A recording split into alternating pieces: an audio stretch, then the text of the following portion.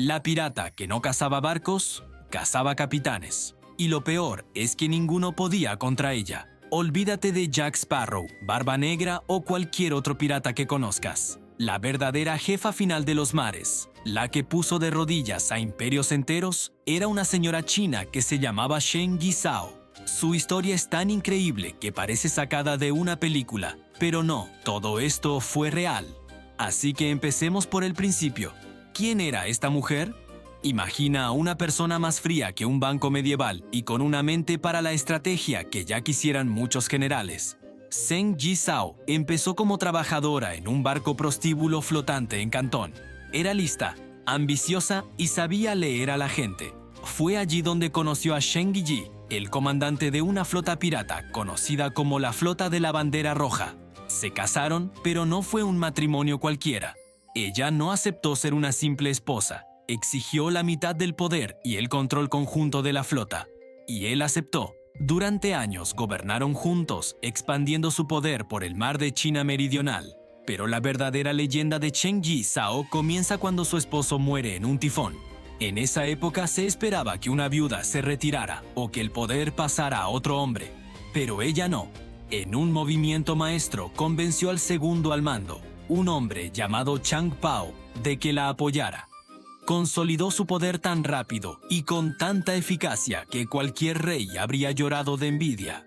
No solo heredó el imperio pirata de su esposo, sino que lo hizo más grande y poderoso de lo que nunca había sido.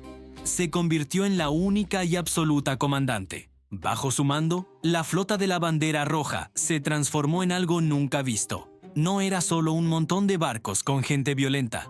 Era básicamente un país flotante. Estamos hablando de una fuerza de más de 400 barcos y entre 40.000 y 70.000 piratas. 70.000.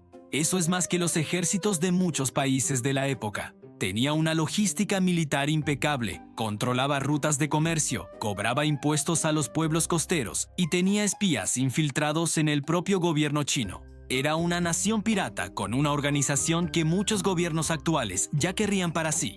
Y para mantener el orden en este gigantesco ejército flotante, Shen Yizhao impuso un código de leyes que daba auténtico miedo. Era brutal, pero increíblemente efectivo. Las reglas eran simples y directas. Primero, cualquier botín capturado tenía que ser registrado y presentado a la flota.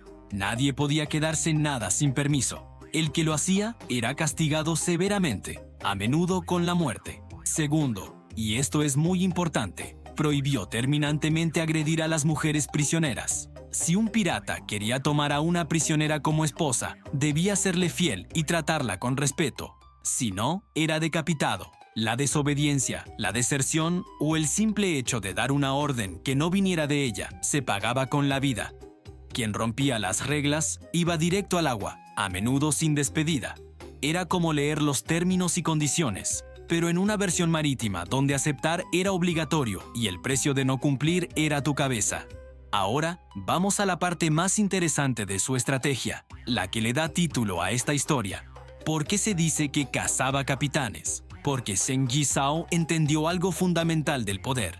No pierdas el tiempo con los peones, ve directo a por el rey. No se enfocaba en atacar barcos al azar. Su objetivo eran los líderes. Su táctica era brillante y simple. Si un capitán se rendía, su tripulación lo hacía también.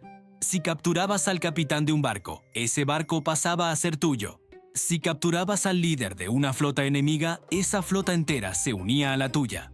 Cada capitán que derrotaba no era solo una victoria, era un barco nuevo para su ejército.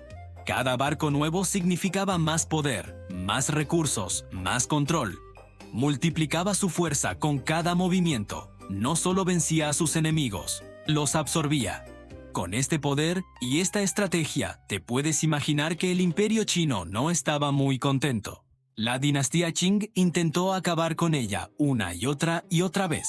Enviaron a su mejor flota imperial, a sus generales más condecorados, ejércitos por tierra para cortar sus suministros. Incluso pidieron ayuda a potencias extranjeras como los británicos y los portugueses. ¿Y el resultado? Todos, absolutamente todos, fallaron estrepitosamente. Zheng y Zhao simplemente los esquivaba, los emboscaba, los contraatacaba y, lo más humillante de todo, capturaba sus barcos y los añadía a su propia flota. La marina china acabó perdiendo decenas de barcos a manos de esta mujer. Era como si el gobierno estuviera jugando al Age of Empires en modo imposible y la máquina no parara de humillarlos. Y aquí llegamos al momento más increíble, el punto de la historia que parece mentira. Después de años de intentar derrotarla y fracasar, el gobierno chino se dio cuenta de una verdad muy incómoda. No podían ganarle. Nunca. Así que hicieron lo impensable. Se rindieron. Le ofrecieron un trato de paz. Pero no un trato cualquiera. Le ofrecieron la amnistía total para ella y para todos sus piratas. Podía quedarse con toda la riqueza que había acumulado durante años de piratería. No sería juzgada. No iría a prisión, y para colmo, le permitieron mantener el control de una parte de su flota para que la usara en el comercio. Este es un acuerdo que ningún otro pirata en la historia, ni antes ni después, ha conseguido jamás. Generalmente, los piratas acababan en la horca. Ella acabó negociando su jubilación con el mismo gobierno que intentó destruirla. Y así llegamos a su final. Y es igual de épico que el resto de su vida, pero por las razones contrarias. Zheng Yizhao se retiró, tranquilamente. Se estableció en Cantón, abrió un casino y un burdel, y vivió el resto de sus días como una empresaria rica y respetada. Murió de anciana a los 69 años, en su cama, rodeada de su familia. 0 batallas finales dramáticas, 0 traiciones de última hora, 0 disparos. La única pirata verdaderamente invicta de la historia no tuvo un final violento. Tuvo una jubilación dorada.